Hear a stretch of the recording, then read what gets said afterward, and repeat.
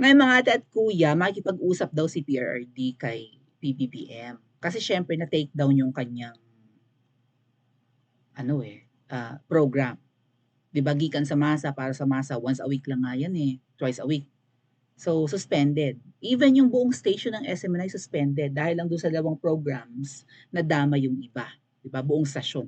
Pinanggigigilan kasi SMNI lang ang bumabanat sa mga ano ba yung kaiba ng SMNI sa 'di ba sa ibang mainstream media ng Pilipinas? Number one ng SMNI sa bumabatikos sa mga makakaliwa. Yun eh. Second, si PRRD, si Ka Eric, si Dr. Lorraine Badoy, even Spokes Harry Roque, nandun sa station na yon. Ano pa yung difference? Oh, ang mainstream, hindi naman bumabatikos kay PBBM ang ang SMNI. Right? Hindi. Pro PBBM pa rin sila. Kaya lang, paminsan-minsan, magbabanggit talaga ng mga polvorone ang sinaka Eric. Ano kaya ang kanilang party? Polvoron party. Sabi ni Ka Eric nung nakaraan. Wow. So may kaunting parinig. Kaya lang opinion nila yun eh. Hindi naman yun balita. Di ba? Hindi naman yun tipong pang-destabilize sa government. Bakit tinake down yung SMNI? So dahil po dyan, makikipag-usap daw si PRRD sa nakaupong Pangulo. Ngayon, papakinggan natin maya-maya ang opinion ng isang abogado patungkol dito kasi PRRD is not supposed to, di ba, na makipag-usap pa sa Pangulo at abalahin pa yung nakaupong Pangulo ngayon. Kaya lang dapat din niyang kausapin dahil parang pinipersonal eh ang SMNI. And nagkaganon lang naman mga ate at kuya, pati itong alleged pagpasok ng ICC, nung may nakarating kay PBBM na na chika na may mga kumakausap ng mga generals kay PRRD. So dapat talaga silang mag-usap, 'di ba? Na huwag ka namang magalit. Huwag mo namang personalin ang SMNI at ano yung pinapasok mo yung ICC, nagpalit kaya ng tono at paninindigan mo. Hindi dapat ganyan ng pangulo eh, no? Dapat firm. Dapat may isang salita. Si PBBM kasi yung mga pinangako niya noon hindi niya ginagawa ngayon. Baliktad yung ginagawa niya, 'di ba? Okay. O ito yung statement ni PRRD. At willing naman daw makipag-usap si PBBM. Nadali yung aking gikan sa masa para sa masa, isali ko na lang yung akin because importante sa akin yung programa. Kasi doon marami nakaabang kay PRRD. Tsaka syempre natatanong siya sa mga opinion, di ba, sa mga bagay-bagay. And also mga ate at kuya, feeling ko yung gikan sa masa, lalong parang binuo talaga yan din. Dahil nga nag-aalala, feeling ko isa sa mga magandang nagawa, kung hindi man yun ang dahilan, ay parang ang policy ni PBBM kasi ay ang parang makipag-away sa China. Pumanig kasi sa anemic kasi PBBM. In fact, nandito nga yung 'di ba, yung mga US bases na yan sa EDCA sites. Siyam na yan, baka nga mahigit pa. Di natin nababalitaan. So nandito ang mga kano. And kapag nandito baka i-agitate ng mga kano and even natin ng government ng Pilipinas ang China. Baka magkaroon ng giyera. Kung hindi man matuloy ang giyera ng Taiwan and China, baka matuloy ang giyera dahil ang Pilipinas gustong pumalag. Diyos ko po naman. Para tayong langaw. Higante ang China, higante ang US, di ba? Para tayong langaw na may kumampi lang sa ating kalabaw ay manunugod na rin tayo ng kalabaw. Feeling siga na rin yung langaw na nakatungtong sa kalabaw. At porke may natungtungan siyang kalabaw, susugurin na natin yung kinaiinisan nating kalabaw. Paano kung yung kalabaw na tinutungtungan ng Pilipinas ay biglang ayaw namin makisali? Or, di ba, nilalan silang nung kalabaw na anemika ang Pilipinas. Paano tayo? Well, isang hampas lang ng buntot ng kalabaw, durog tayo. So, 'di ba? So feeling ko yun yung isang naging essence ng gikan sa masa. Ang ma-express ni PRRD na hindi niya gusto itong parang pagiging pro-anemika ni Kuting. Ni sino ba? Oh.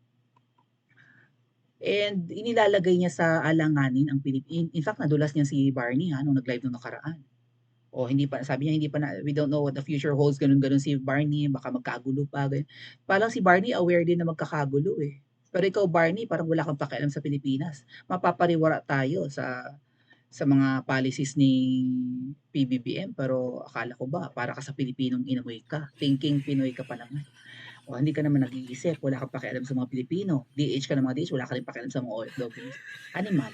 Anyway, oh, so much for barnacles. Balik tayo dito.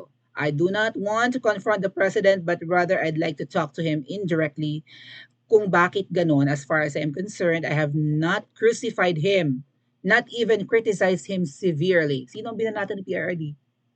Si Donald Duck! Sino ang binibira ni PRRD sa gikan sa mga? Di ba si Donald Duck? Tsaka yung mga makakaliwa? Oh, eh ba't na-take down yung program? Never natin narinig si PRRD na bumatikos kay Anes. Siguro out of courtesy yan, di ba? Dahil dati siyang Pangulo. Ayaw niyang pakialman. Di ba? Kahit na hindi niya gusto ang mga ginagawa ni, alam niyo na. Oh, maybe commented on the directions that the government is proceeding. Ganun lang daw. Sabi naman ni Garafil, President Marcos is always available to former President Duterte. The President will contact him now to ask if he wants a meeting. Oh. Sabi ni PRD kan indirectly naman daw, di ba? Oh. I'd like to talk to him indirectly. So indirectly, hindi naman kailangan magharap. Pwede naman over the phone. Or pwede sa, di ba, I don't know, how will it work? Basta pwede namang indirectly. Maybe mag-relay lang siya ng message, mag-email, and then ipabasa na lang sa nakaupong Pangulo ngayon. Indirectly ang gusto ni PRD. So, ang nag-o-offer naman ng meeting ay ang secretary ni PBBM. Oh. Love na daw talaga. Oh. Ngayon ang tanong, mga ate at kuya, pakikinggan ba yan ni PBBM ko? Sakali mang directly or indirectly mag-usap sila, pakinggan kaya ni PBBM si PRRD? Kasi di ba pumunta na si PRRD dati sa, naalala nyo? Pumunta siya sa Malacanang. Isang beses na siya nakapunta, di ba, habang nakaupo si PBBM. Anong pinag-usapan? Malamang nirelay niya yung napag-usapan nila ni President Xi Jinping. Di ba pumunta si PRRD sa Hong Kong and then dumiretso ng China para makausap ang President ng China. And nag-aalala si PRRD sa pinagagawa ni PBBM. So ang ginawa niya, personal niyang kinausap, pumunta ng Malacanang. Tuwan-tuwa ang mga ensaymada vloggers kasi hindi naman daw binabatikos ni PRRD si PBBM, suportado pa nga. Oh, so malamang nung pumunta si PRRD sa Malacanang, 'di ba? Nirelay niya yung sinabi ng Pangulo ng China kung ano ang dapat gawin para maiwasan yung sigalot. Diyos ko po, para pang China ang makikisuyo kay pusa. Anyway, ito ang opinion po ni Spoke Sally Rockets. Hindi naman siguro siya nakaka-copyright strike. Pakinggan po natin. And sa tingin niyo po ba kung na magtatanong kaagad, haharapin kaya ni PBBM ang dating Pangulo? Okay, let's listen to Spokes Harry Roque. Pero importante naman po yung nangyari na nauna na si FPRRD na kumbaga gumawa ng hakbang para makipag-ayos or maayos ang gusot sa panig nila na dalawa ni PBBM. Alam niyo po, kahanga-hanga yan. Bakit? Di ba ho, unang-una, mas matanda si FPRRD. So sa ating kultura, yung bata ang siyang nagpapakumbaba pagdating sa mga matanda. Pangalawa, ex-president siya, no? So parang talaga naman pong nagpakumbaba si FPRRD nung sinabi niya na gusto niya makipag-usap kay PBBM, lalong-lalo na dun sa issue ng SMNI. Pero sa tingin ko, kung talaga matutuloy ang pag-uusap dyan, lilinawin na rin ni FPRRD kung ano talaga ang plano ni PBBM pagdating sa ICC. Dapat usapang tapat, man-to-man. Ang sabi ng informant, kaya nagbago ang ihip ng hangin pagdating sa ICC, yun na nga. May mga nagmarites kay PBBM na nakikipag-usap daw si FPRRD sa mga militar para sa DSTAB. At yan po ay pinasinungalingan na ni FPRRD. Walang katotohanan dahil wala naman lukulukong mga militar at pulis na naniniwala na may magagawa pang ex-president na nakabaston na. Oo nga naman, nakabaston na siya. No? So, pag sila nakapag-usap, siguro marireinforce ito ni FPRRD na walang ganyang siyang plano pagdating sa DSTAB. At tingin ko naman, kung ma-assure niya si PBBM na walang DSTAB, hindi na rin siya magbabago ng ihip ng hangin pagdating sa ICC at paninindigan na niya yung unang salita niya na ang pagpasok ng ICC rito kasama na yung pagkakakulong kay PBBM at kay VP Sara ay labag sa ating soberenya, labag sa jurisdiction ng ating bansa. Pero sa ngayon po, wala pa akong balita kung ano ang katagunan o kasagutan ni PBBM. Tanging si Secretary Garafil pa lang po ang nagsabi na anytime ay po pwedeng makipag-usap si PBBM kay FPRRD. Well, ang punto ko naman po, nagpakumbaba na ang dating presidente, sana naman po, samantalahin na ito ni PBBM para maayos ang lahat ng gusot sa panig ng Marcos at Duterte dahil sa tingin ko po, napakadami pang pagsubok na haharapin ng bansa. Kung nabalitaan nyo na po, no, dahil dito sa mga Houthi, ang mga barko po ngayon na nagdadala kasama ng langis, hindi na dumadaan sa Gulf of Aden. Umiikot na sila sa Africa.